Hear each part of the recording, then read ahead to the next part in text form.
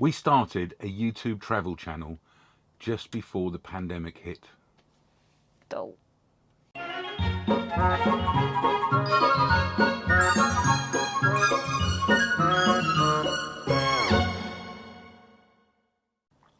Hey guys, we are 1 year old.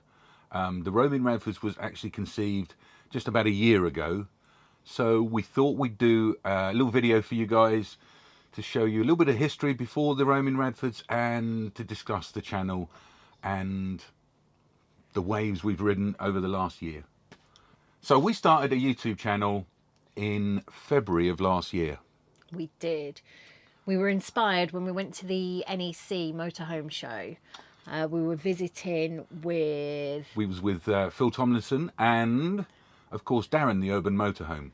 And Wandering Womble. And Wandering Womble as well, yes. Yeah. It was a great motorhome show, the last motorhome show I think that anyone in the country's been to. And we power walked it. If you don't know, I walk a bit fast, guys, so... And I've only got short legs, so I run after him.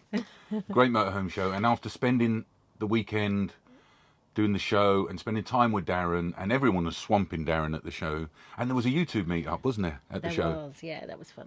And we were inspired. Before that, and before the Roaming Radfords, I just took photos, really, and I didn't even like being in the photos I was taking. I'd really take photos of Lindsay and the kids, and I actually registered a website, campervankids.com, and I think I registered that in like 2012. So Campervan Kids was very much a place to stick our photos. It was a family album that we could share with my dad, your family, family.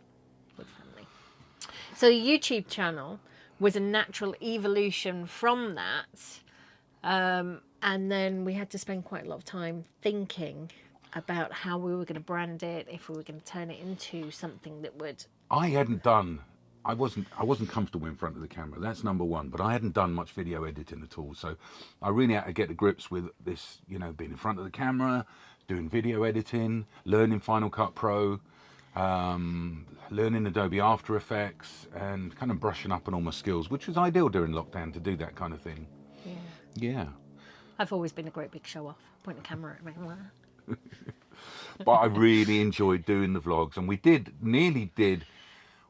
about I think we did more than one every other day when we were traveling in the summer.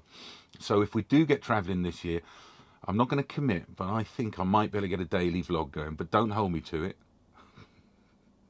But I might be able to get a daily vlog going when we're traveling. When we're locked down, there's really nothing much, you know, filming the kids' schooling is not that exciting. So we did a couple of videos on our other channel about that, but link in the description below.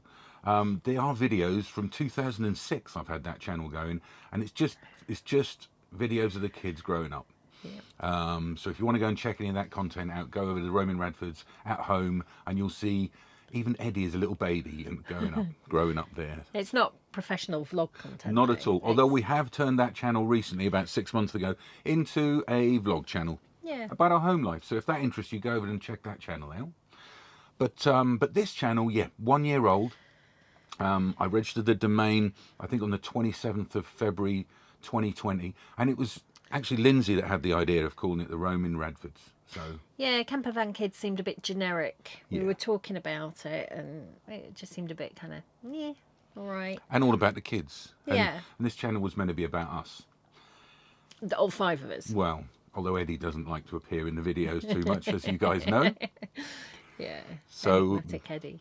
So yeah, so we set up a YouTube channel just before the pandemic hit, and just before lockdown.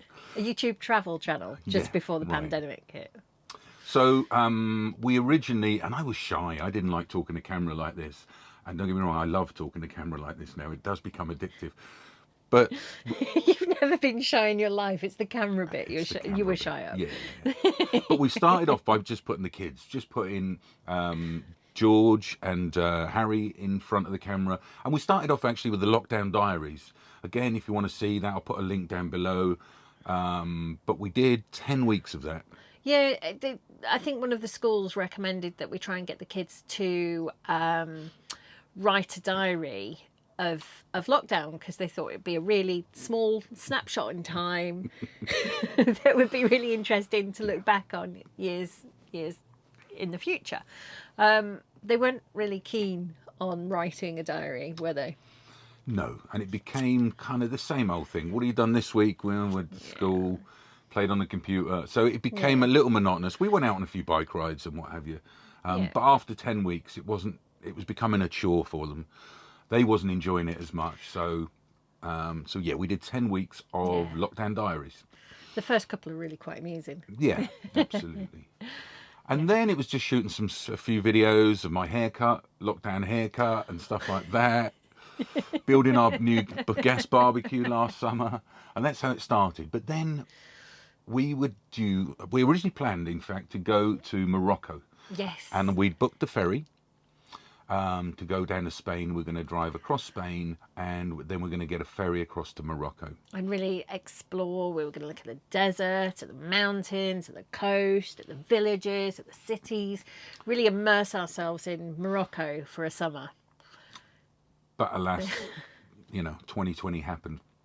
And originally we thought we weren't going to even get out to Spain on that ferry. But lockdown eased, they lifted the lockdown, and the ferry carried on as normal. So yeah, we jumped on a ferry down to Spain, and then we changed our plans, and we were going to do Spain and Portugal. I think we had about 2 weeks notice. Well, not even 2 weeks notice. It wasn't much. That we were going to set off and go and explore Spain and Portugal, plan B. But whilst we were there, so we went across there, and I'm sure you guys have seen the videos. If not, have a look in our other videos. We were in Spain, and travelling into Portugal wasn't going to be a thing. That was still not a thing to be travelling into Portugal. And then they put Spain on the 14-day quarantine list. So we changed our plans, and we went to France. And I rearranged the ferry coming back from Spain until this year. So we do have a ferry to come back from Spain this year, although it doesn't look likely that we're going to be using that either. No. We'll see. We will see. Never say never. Never commit to a plan until you absolutely have to. So yeah, we were a couple of weeks in Spain, weren't we? And then we changed plans and drove into France. And figured we'd spend the rest of the holiday, which is usually 6 weeks of the summer, in France. But we managed to get 2 weeks of France, and that was going on the quarantine list. And then the kids are starting new schools, so we didn't want to have to, we didn't mind quarantining, but the kids starting new schools, that would have been delayed. Yeah. So we hot-footed it out of France, and since then, we've not really travelled very much. We've been very lucky. We've been able to meet up with friends at different points in the UK lockdown statuses, but it's been not many travel. But this is meant to be about actually the history of the YouTube channel, really. So I want to give you some figures here. We left with, I think, 83 subscribers in July, and loads of you subscribed, and I think we came back, and thankfully Darren helped us pull on at least 500 subs. But we came back with 2,500 subscribers from that 4-week holiday, so that was brilliant. We've now grown the channel to 3,150 subscribers, so thank you guys for subscribing, and we're going to bring you some travel content this year. We'll see. I'm adamant we will definitely get out and about in a van this year. I think those original 83 subscribers were my family. So hopefully when the lockdown lifts, I don't think we're going to be travelling abroad this year. So that's really the history about the Roaming Radfords. Of course, there's more history going back, and you can have a look on our website, roamingradfords.com. And there's photos of our old vans on there even. Yeah. You'll see some photos of our old vans going back 13, 14 years. Including the caravan. Yeah, we had a wobble box. That was an awesome layout. It was a good layout, wasn't it? Yeah. And a caravan would be great. If we go to a campsite for a week, a caravan is more fitting than the motorhome. Yeah. And you can drive off in the car. But having the motorhome, we normally just do 1 night here, 1 night there, 2 nights there. I've literally got ants in my pants. We don't sit still, so some great content this year for you. Fingers crossed. Yeah. Anyway, we just wanted to do another video just to say thank you. Thank you guys for subscribing. Thank you. And happy birthday to the Roaming Radfords. 1 today. Hope you'd enjoyed the video. I won't say it. You know what to do.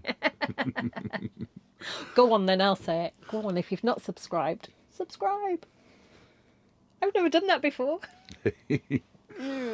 Guys, hope you enjoyed the video. We'll see you next time. All the best. Thank you.